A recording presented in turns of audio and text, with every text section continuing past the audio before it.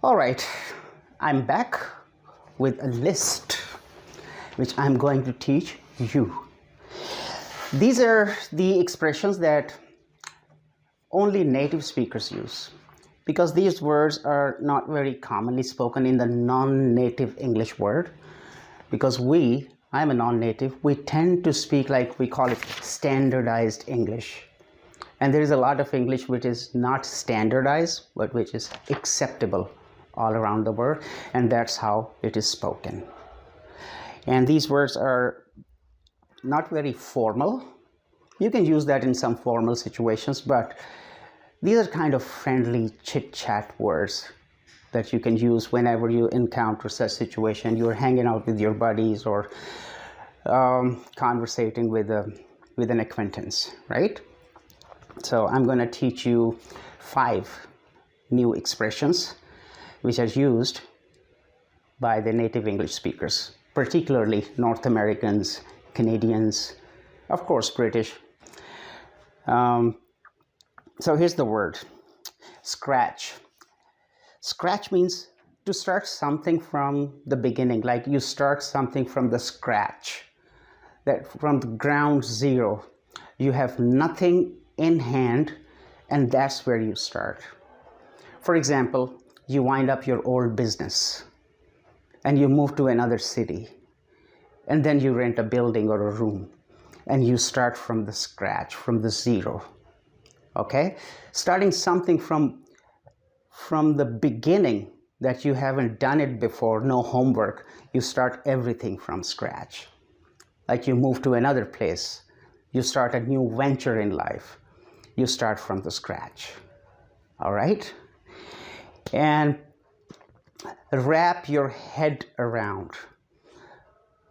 You might have heard someone speaking like, I can't wrap my head around this idea.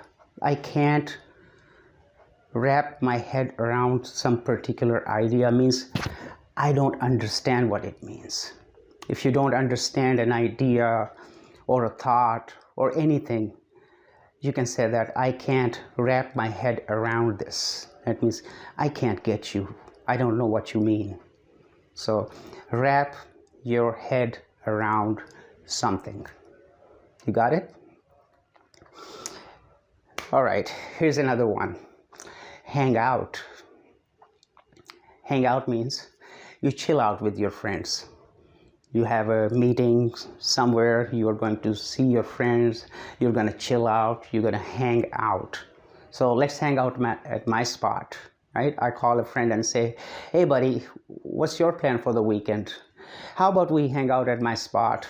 Or how about we hang out at some restaurant or a pub or a bar, anywhere. Hang out means a casual sit down, get together with friends and having fun. Hang out means it's not a serious meeting. It's not a formal occasion. It's an informal meeting between the buddies, between very close friends, and you hang out with them at any particular place, right? So where are you going to hang out this weekend? I'm going to hang out with myself. You can hang out with yourself just by yourself alone, and you don't go out. I'm going to hang out by myself, mean I'm going to sit down in my room and do whatever I want to do. That's how you hang out, all right? Stick around. Stick around mean you're involved in some kind of venture, maybe writing, painting, some creative work, or some office work. You stick around it. That means, other than that, whatever you are doing, you are mentally involved in that particular activity. For example, your boss asks you to work on a project, and you spend 3-4 hours, then you go out for dinner or lunch, but you stick around that project until you finish it. In another scenario, a mother can tell her toddler, a young child, to don't go far away, stick around. That means don't go too far away from me. Stay where I can see you, stick around. You got it? So stick around, don't go away, keep watching, because there are some new words that I'm gonna bump into. Bump into means you're going somewhere, and suddenly you meet someone, a long-time acquaintance or friend. That means meeting someone by coincidence.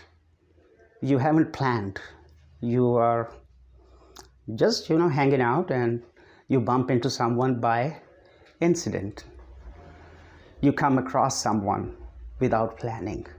Like, I bumped into an old friend of mine in America. He's from my country, and I wasn't expecting him there. He was my high school friend. And in a street in New York, I recognized him, and I yelled out his name, "Hey!" And he looked around and said, "Wow, that's how you bump into someone.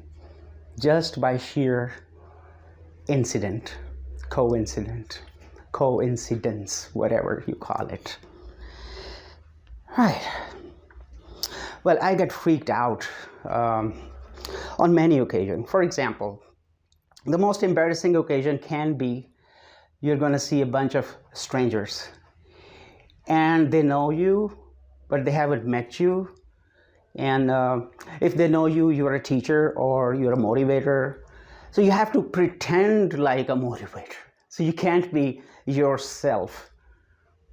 If someone expects you to be something, of course you are that thing, but when you have to pretend to be yourself, that freaks you out. You get freaked out by, maybe you see an accident on the road, few people get killed. This freaks you out.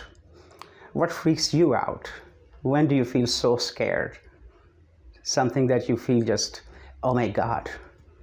Like 9/11, when planes flew into Twin Towers. That freaks many people out. Or a movie scene. Anything that is scary, it freaks you out. Pretty much is, well, if you look at this word pretty, English is a stupid language, basically.